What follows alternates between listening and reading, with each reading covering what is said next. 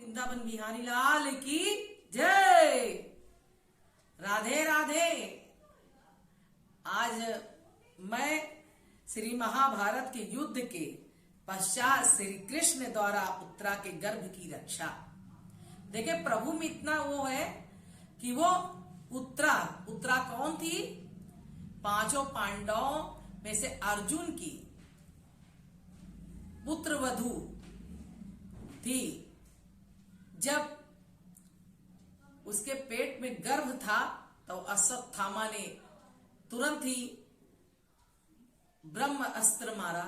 तो जब ब्रह्म अस्त्र मारा तो उसका गर्भ में जलन सा होने लगा, तपन से होने लगी, गर्भ गिर जाता।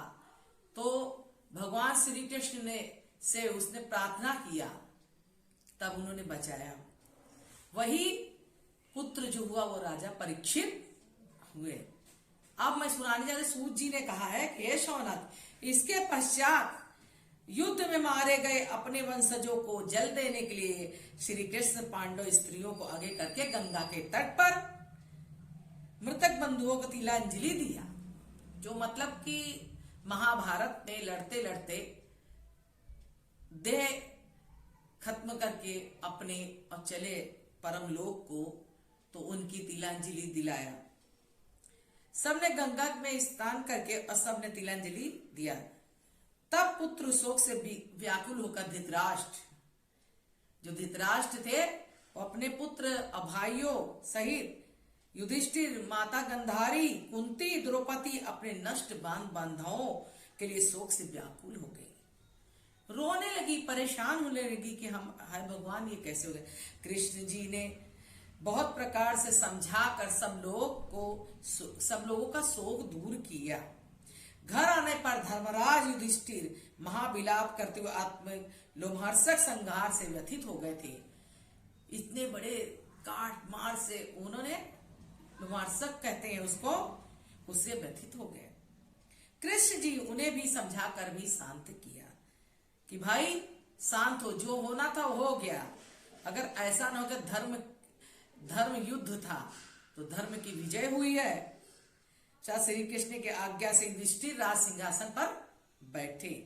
कई अश्वमेघ यज्ञ किए, जिसे इंद्र के समान उनका पवित्र यश दिशाओं में फैल गया।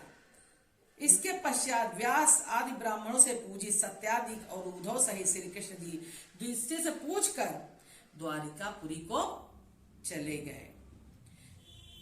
तो माता राजकुमारी उत्तरा रनिवास से दौड़ती हुई आकर श्री कृष्ण से हाथ जोड़कर बोली, हे श्री कृष्ण, हे केशव, हे जनार्दन, इस समय मैं जब कि मुझे लोह दंड का भय दिख पड़ रहा है, आप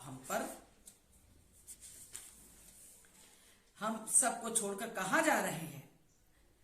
मेरी गर्भ में पीड़ा हो रही है, परंतु क्या मैं इतनी अभागनी हूं कि अपने सभी पांडवों के अंतिम वंश का विनाश कर डालूंगी? नहीं, हे भगवान, मैं आपके शरण में हूं, मेरे वंश की रक्षा कीजिए।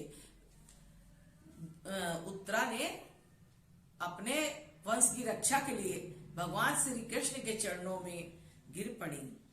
उत्तरा की प्रार्थना सुनकर भगवान को बड़ी दया आई। श्री कृष्ण भगवान को ये महाभारत के युद्ध में गर्भ के चलाई हुई लौह शक्ति की रक्षा के लिए स्वयं सुदर्शन चक्र धारण कर उस गर्भ में जा बैठे। भगवान स्वयं सुदर्शन चक्र चला के उसके गर्भ में जाके बैठे। उनके जाते ही वह अमोघ शस्त्र शांत हो गया। जो पेट में आग जैसी चल रही थी वो शांत हो गया। उत्तरा के गर्भ की रक्षा हुई। इसके पश्चात जब श्री कृष्ण के चलने को तैयार हो, तब पतिव्रता द्रौपदी सहित कुंती आकर श्री कृष्ण से कहा, हे श्री कृष्ण, आप द्रौपदी प्रकृति पर ईश्वर के आदि पुरुष से मैं आपका सिर झुकाकर प्रणाम करती हूँ। बोलो वृंदा। इस बात को करते हुए भगवान श्री कृष्ण जो है अपने उत्तरा की रक्षा किया। जहां पे भगवान होते हैं तो कोई भी प्राणी को कष्ट नहीं हो सकता है। तो इस तरह से उत्तरा की रक्षा किया और पांचों पांडवों के वंश पांडु वंश का विनाश होते होते बचाया, और वही राजा परीक्षित हुए। बोलो वृंदावन बिहारी लाल की जय।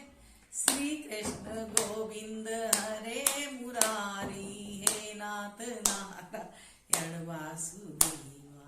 श्री कृष्ण गोविंद हरे मुरारी, हे नाथ नारायण वासुदेवा। इस तरह से भगवान जो है, जो भगवान का नाम लेते हैं, भगवान के सहारे जीते हैं, तो उनका भी रक्षा करने के लिए भगवान सुदर्शन चक्र सहित आते हैं।